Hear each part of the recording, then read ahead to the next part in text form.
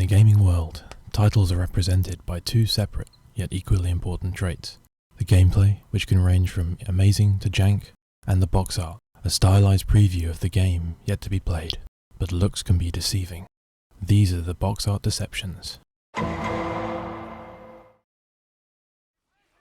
An action RPG that mixes futuristic sci-fi and Norse mythology? Sounds like an awesome idea. What's the catch? Right stick combat? Oh no. Too Human has an interesting yet tragic backstory. Released in 2008 on Xbox 360, developed by Silicon Knights and published by Microsoft, it earned a 65 on Metacritic.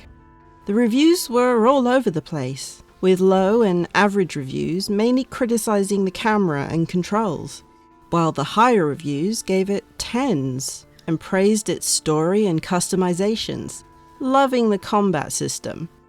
Confused? I was. The interesting bit comes with Epic Games and their Unreal 3 engine. Silicon Knights were contracted to develop games using it, but ended up suing Epic for breach of contract, saying Epic didn't provide a fully functioning version of Unreal Engine 3, and overall for a lack of support for the studio. Epic then countersued for copyright infringement, breach of contract, and misappropriation of trade secrets. This lawsuit went on from 2007 to 2012, with Epic Games winning and ordering Silicon Knights to destroy all unsold copies of their games that used Unreal Engine 3. Too Human was one of those titles. So if you find one in the wild, you'll be buying a piece of gaming history. Microsoft had their own idea and re-released Too Human as a free title in 2019. So it's still available to play on modern consoles. With all that out the way, let's look at the box.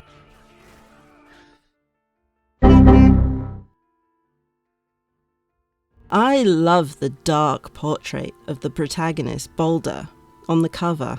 Broody expression, highlighted by neon lines radiating from beneath his skin. The title is bold, made to look metallic and futuristic. In the background, we see Fantasyland shrouded in clouds and covered in snow. The bottom part has runes, giving credit to the Norse mythology that this game is themed around. On the back, we have Baldur standing front and center. This time we can see him from head to toe.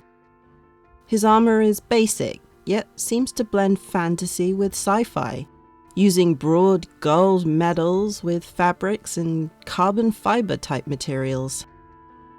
He holds a sword, but also has a weapon holstered on his left hip. The blurb is epic, because of course it is. Machines threaten to eliminate mankind. Only Boulder, a cybernetically enhanced super warrior, stands in the way. Revered as a god by those he protects, Boulder must mount a fearsome and unrelenting assault in an epic showdown of heroism, fate, and might. The screenshots surrounding him give a player a glimpse of what they can expect from this adventure, customizing your arsenal to create mythic power, ranged and melee combat, and two-player co-op. The saddest screenshot is the one declaring this as the first in a trilogy, which was Silicon Knights' original concept for the game. But the lawsuits caused too much damage and Silicon Knights ended up bankrupt in 2014. It all looks like a great time for RPG fans, with customization, promises of explosive combat, and an interesting spin on traditional mythology. But how does the game live up to the cover?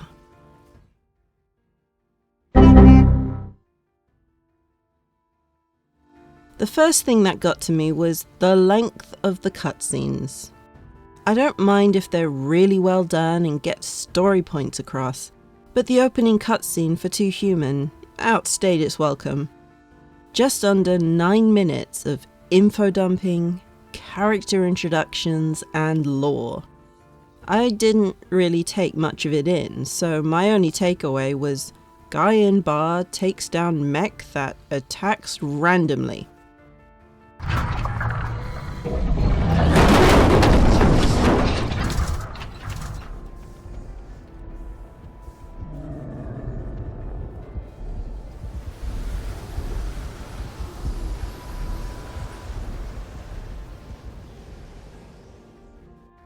Next, we're given classes to choose from.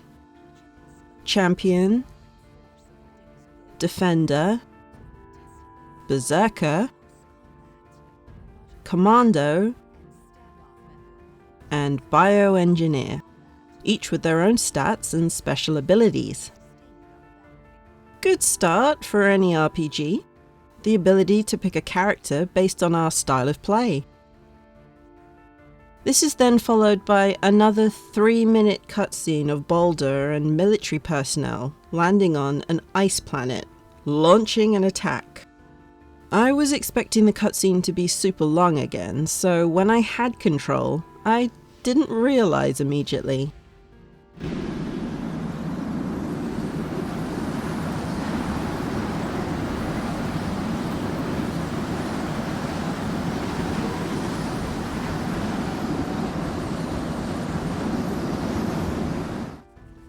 We're given basics on controls and combat, the latter being right stick controlled.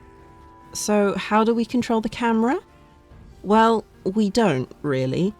It's mostly controlled by the game, but we have twitch controls, but only outside of combat, and only by holding the left bumper. Another set of cutscenes to explain what happens when someone gets defeated in battle.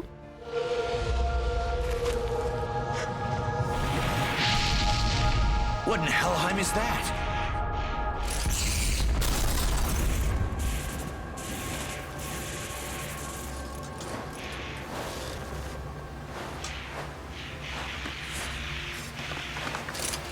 She's beautiful. She's a Valkyrie! Come to take Isborg to Valhalla! Why in Odin's name are we here?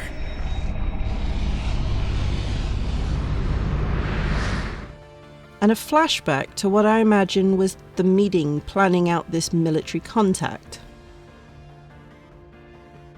The UI is a little clunky and crowded, with all the information being shown in the bottom left of the screen. Level, ammo, health meter, XP meter, combo chain counter, and any pickup enemies drop. That's a lot to keep an eye on at once.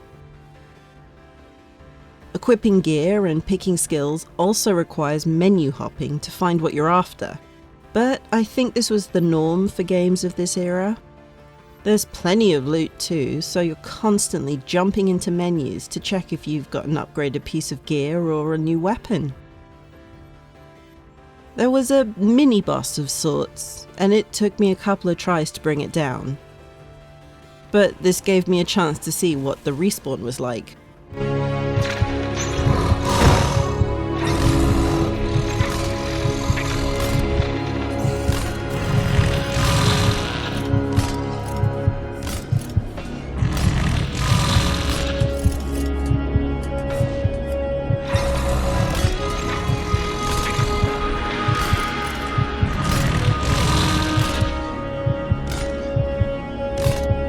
Sudden. It was sudden. Once the boss was taken down, who wants to guess what happens next? Yep! Cutscene! This time nearly 7 minutes of backstory and some lore.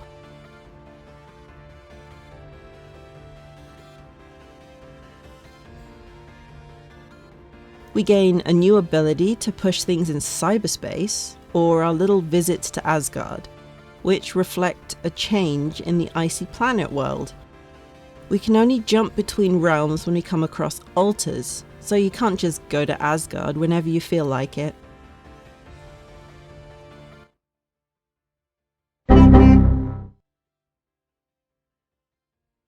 This game could have been amazing if Silicon Knights hadn't implemented right-stick combat and just used boring standard controls. The story was there, if a little over the top with cutscenes, and the general feel of the game was really well done for 2008. It just felt a little lacking in some places, and too much effort was put into others. I love the mix of Norse mythology and sci-fi, and I don't think it's been done in the same way by Western studios since. Though if I'm missing something, feel free to point out some games to me. It's sad what happened to Silicon Knights, as they had quite the track record. Blood Omen, Legacy of Kain on PS1, Eternal Darkness, Sanity's Requiem, and Metal Gear Solid, The Twin Snakes on GameCube. They also had a Silent Hill game in the works, and Eternal Darkness 2, and they were both cancelled.